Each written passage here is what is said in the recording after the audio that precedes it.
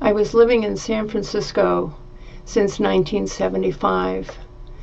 My neighbors upstairs when I first moved here were a couple of gay men who took me under their wing and showed me the ropes of living in San Francisco. In 1982, I was involved with a group of people who, a large portion of whom represented the Castro community, and people were starting to get sick. The boys were starting to get diagnosed with this strange illness. Some of the other people in my social group were either getting sick or they were volunteering at one of the grassroots organizations that were springing up because there was no official response in those days to this new disease. So in 1986, I had come back from a week out of town to learn that my friend John had been taken to the hospital on Friday and was dead on Sunday. That was when AIDS became personal to me. When it first hit me, 1986, it was March. That summer, I went to the Shanti Project, which provided services, emotional support and practical support services to people with AIDS. I took the training. I still have a friend today who we just happened to sit next to each other the first night of that training. So I became an emotional support volunteer. I participated in training other volunteers as time went forward, and I co-facilitated a support group for people with AIDS. I learned a lot about the disease from them. I remember one of the boys saying one time that he was feeling kind of bad that day, and he wasn't sure if it was his AIDS or his medications. There were lots of trial medications that people were taking, some of which worked and some of which turned out to be deadly.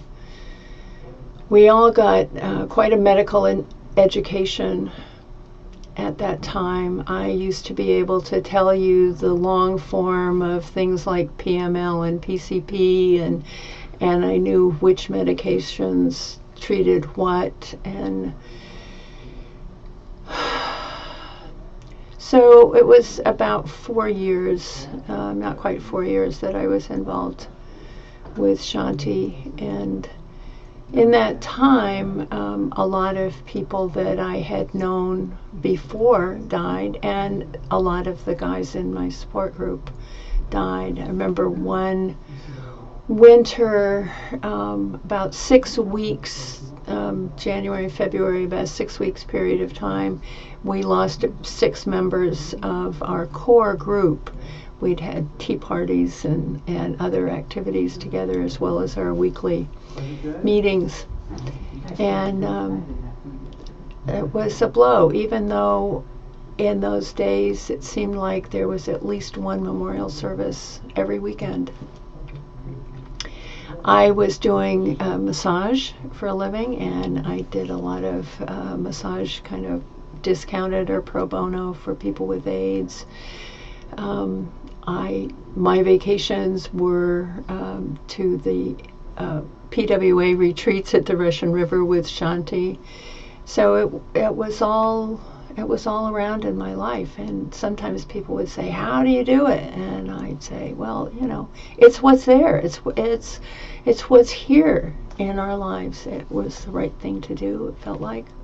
Even though when I first went to Shanti was a time when they were talking about quarantining not only people who had AIDS, but people who had contact with people with AIDS. And they never did that, thankfully, but it was something of a risk. So I had a really good friend. His name was Randy Harvey, and I had met him before going to Shanti, and I had met him again in my Shanti training. And we became very good friends. This was 1986, 1987. We used to, I remember we decorated the Christmas party for Shanti that year. And the following year, we went to the Shanti volunteer party and client party, which one was a Saturday night and one was a Sunday night. And on Saturday night, he wore a tuxedo and I wore a ball gown that he had made largely just for that occasion. It was the only time I got to wear the ball gown first. We went, and I had ropes of faux pearls, and I felt it was this gold and black bodice and a black skirt. I felt very regal. The next night, we went to the other party, and I wore the tuxedo and slicked my hair back, and he wore the ball gown and added a bit more frou-frou to it.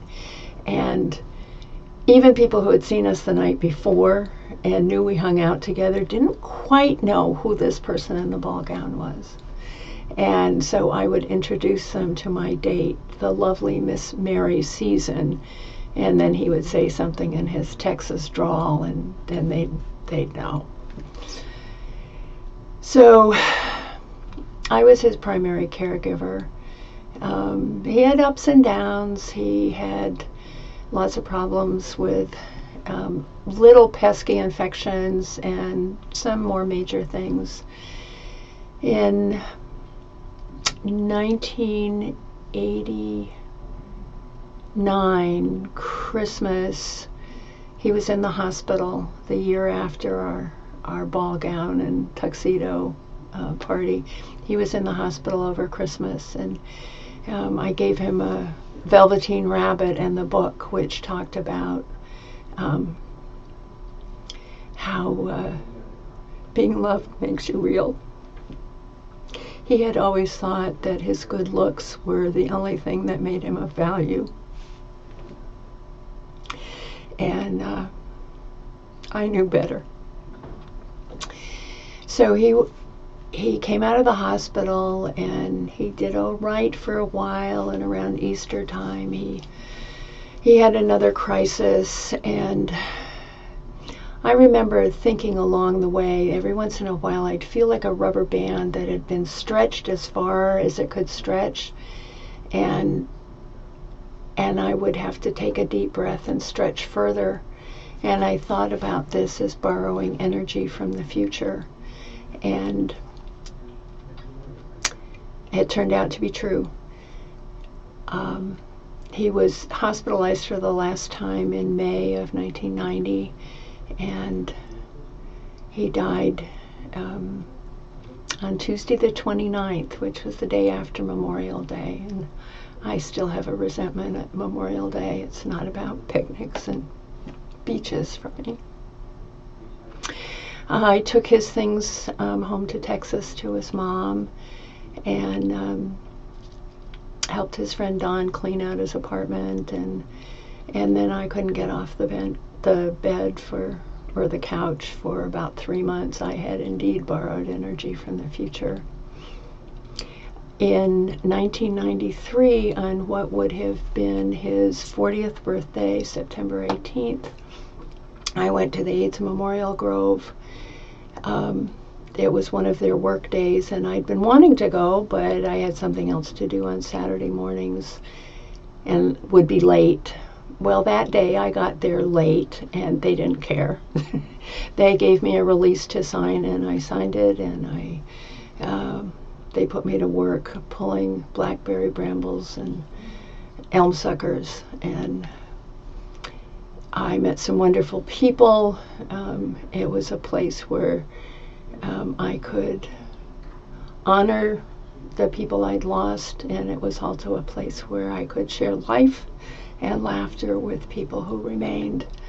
And here it is, 2016, and I'm still involved with the AIDS Memorial Grove, now the National AIDS Memorial Grove, and I serve on the board. And thank you for listening. Bye.